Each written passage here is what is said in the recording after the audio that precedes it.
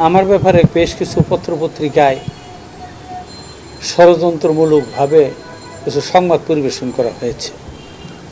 প্রথমত 1776-এর টাকা ফেডারেশনে জমা ছিল যখন 1776 কোনো কমিটি ছিল না।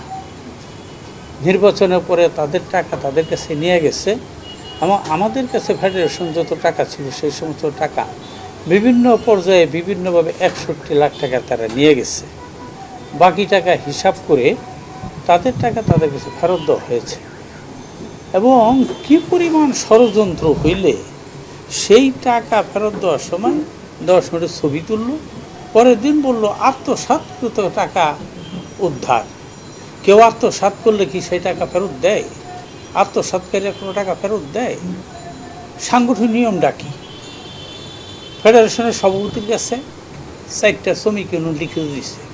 4টা শ্রমিক ইউনিয়নও কোনো ব্যাপার না, কিন্তু 1776 টাকার উপর ভর করে গাবতলী, মহাখালী, সায়দাবাদ এই 3টা শ্রমিক, মিরপুর একটা শ্রমিক ইউনিয়ন আছে যার সভাপতি এখনও জেডিএলের অনুমোদনপ্রাপ্ত সভাপতি না, তারা নিজেরা সভাপতি বানাইছে। এটা সভাপতি মুস্তফা কামাল বানাইয়া তারপরে তারা সেখানে এসে অভিযোগ দিল আগের দিন। তারপরের দিন সমস্ত সোশ্যাল মিডিয়া এবং এই পত্রিকায় দিয়ে দিল। মূল কথাটা হচ্ছে যে একটা সাংগঠনিক নিয়ম কি?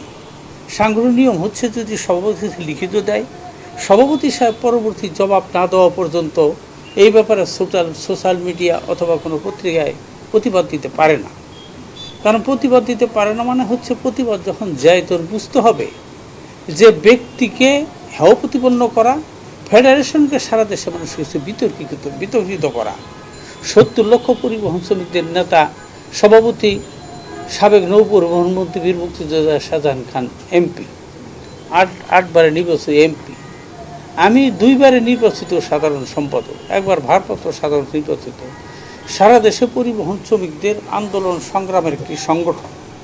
ইতিমধ্যেই আমরা সড়ক পরিবহন সেতু মন্ত্রণালয়ের দফা দাবি দিয়েছি, কিন্তু তারা এমনভাবে পত্রপত্রিকা নিয়ে আসলো যে টাকা আত্মসাৎ। আমি কিন্তু 7 দিন কোনো কথা বলিনি, কারণ দেখি ফেডারেশন কি করে।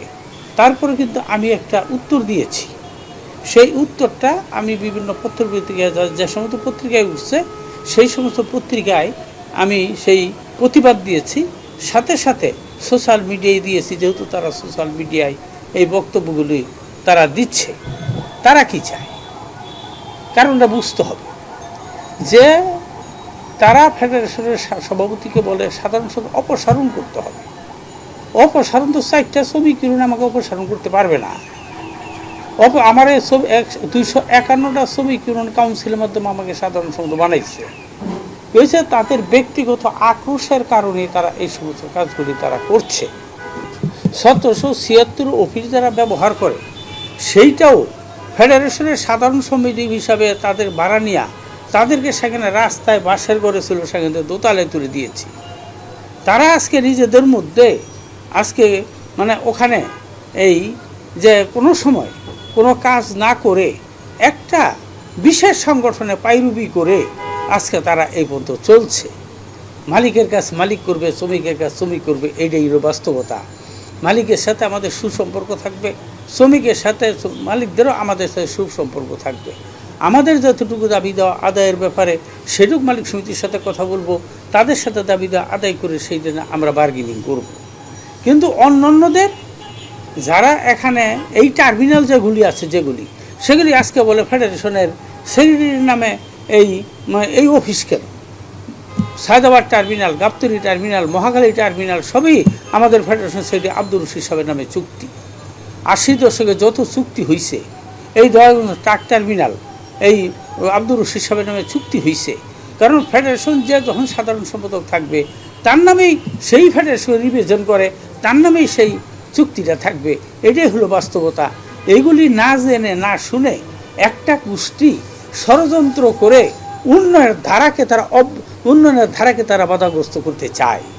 পরিবহন শ্রমিকদের দাবি আদায়ের লক্ষ্যে তারা বাধাগ্রস্ত করতে চায়। একমাত্র মহাখালী শ্রমিক ইউনিয়ন কল্যাণ তহবিল ছাড়া অন্যান্য কল্যাণ তহবিলে যে সায়দাবাদ বা গাবতলীতে যেটুকু টাকা আমরা তুলেছি সেইটুকু তারা কল্যাণ তো অন্যরা কেউ করে নাই, আজ পর্যন্ত তারা করতে পারে নাই। ফেডারেশন সেই উন্নয়ন, শ্রমিকদের নিয়োগপত্র, শ্রমিকদের দাবি আদায়, শ্রমিকদের বেতন ভাতা, এগুলি সবই বাংলাদেশ সর্বজন শ্রমিক ফেডারেশন করছে।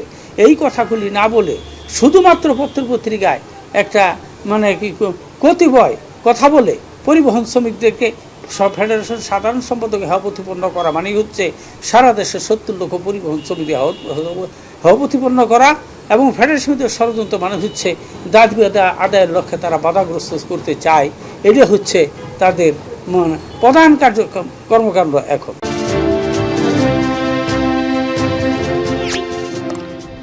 সাবস্ক্রাইব করুন এবং বেল বাটনে ক্লিক করুন।